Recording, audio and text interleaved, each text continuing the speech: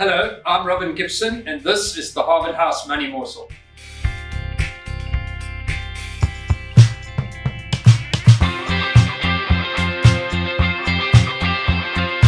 Welcome back. Please don't forget to like and subscribe.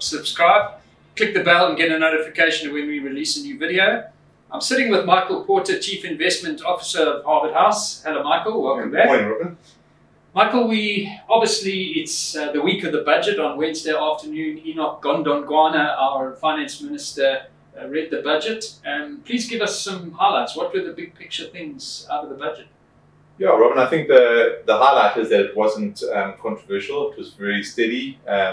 Government, there were no real surprises in the budget from a fiscal point of view. There were some marginal tax cuts. Fiscal spending was generally restrained. I suppose the big news was the Eskom transfer of 254 billion of Eskom's debt onto the sovereign's balance sheet, which has been coming for a long time. So it wasn't a surprise, but maybe the mechanics around it just had to be sort of worked out. But I think, as we've written about in Intuition this morning, you can really go, it comes with some conditions, which I think is quite good. So Treasury is really leading the charge, and Treasury, along with Eskom's debt holders, are actually saying, well, if you want this money, then there are conditions attached to it. And there's some quite nice conditions from a subcon point of view. It has to be used to repay interest and debt. It can't be used for other reasons. Those kinds of things where it gives you a little bit of certainty that we're not just pouring money down a completely black hole here, to excuse the pun. Yeah. And then obviously the big one was the inducements in terms of alternative energies. There was something both for business and for private. What were those?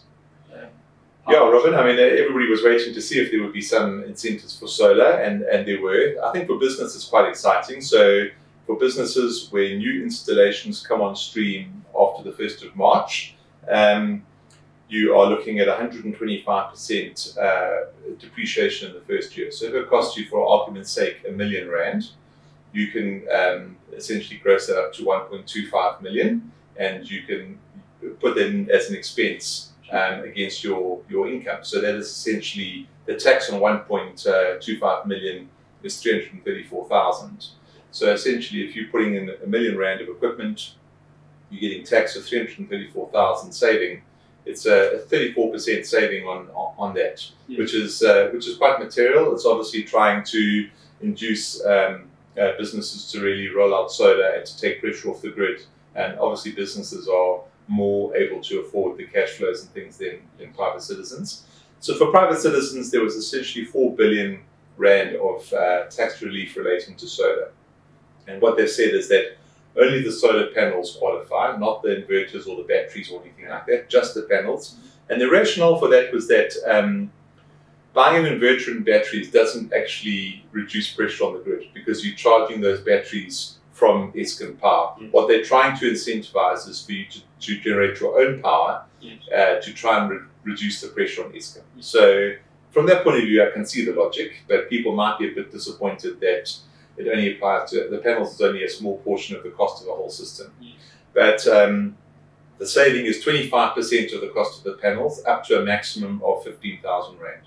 So if your panels cost 100,000 rand, you can say, you can get 25% back, which is 25,000, capped at 15,000.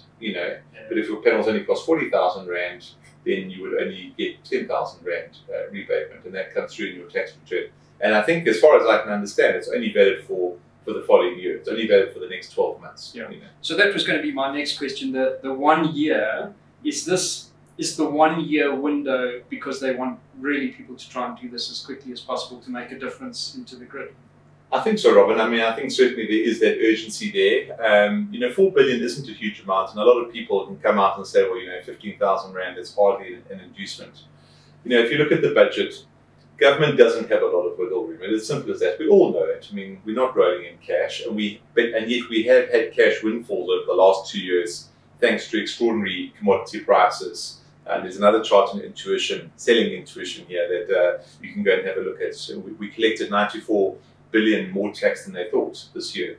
So, but government really doesn't have a lot of wiggle room. So they're trying to do something. I mean, obviously everybody would like them to do more, but I think, yes, they're trying to accelerate it. But I think they're wary of making an open-ended commitment because how do they fund that? Yes. So it might be extended next year, who knows? But I don't think they want to make 3-5 year commitments now because they don't know how it's going to pan out. Yeah. You know. So, Michael, the movement of the debt onto the government balance sheet, that does open opportunities in terms of some of the plans around Eskom, the unbundling, etc., because that was the big mountain in the way, wasn't it? So, is this a positive move in terms of reform? So there were four or five conditions attached to this whole debt transfer. It has to be spent on interest, cannot be spent on generation. Eskom cannot use this money to build a new power station or anything like that. But in addition to the actual conditions around the loans, there were two reforms that were announced that come with it. And the first reform was that the Department of Public Works, Eskom, Treasury are going to accelerate looking at ways to strengthen the transmission network, the national grid, with extensive private sector participation. And I quote, extensive private sector participation.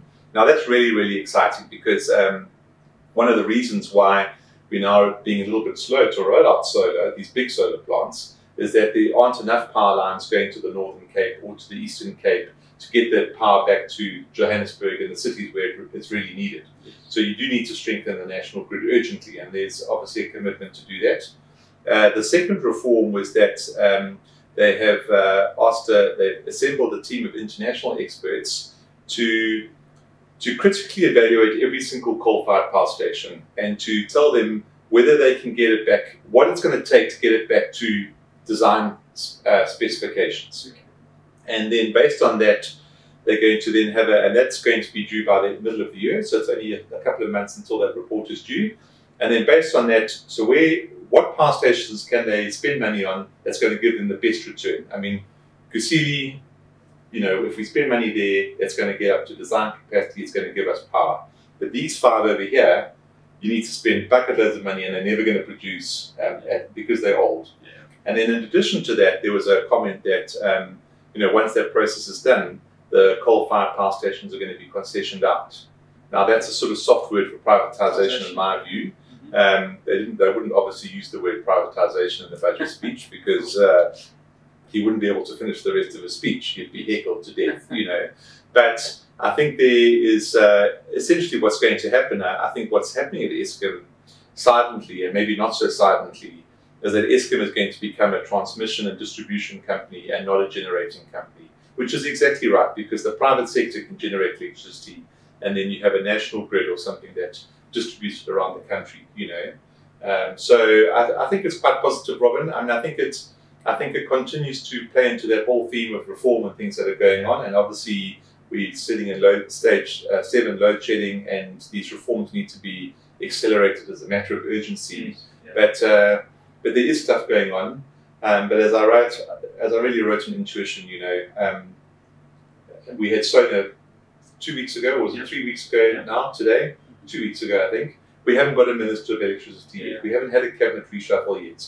And I think, the budget, again, I mean, the Treasury has a whole process, for sure. But South Africans are tired of hearing speeches. We want to see some action on the ground. Yeah. But I think that if you even look at electricity reform, a lot has happened over the last couple of years that people aren't really aware of. Yes. But you really need to start seeing that manifest itself now. We're still hopeful it's going to happen this year, but, when you're sitting in stage 7 load shedding, it's hard to see this. Hard to remain positive, yeah. Absolutely. Michael, I think we could spend hours on this, but we're out of time. Thank you so much for joining us. Don't forget to subscribe and click the bell and join us again next time. Thank you, Michael. Bye-bye, everybody.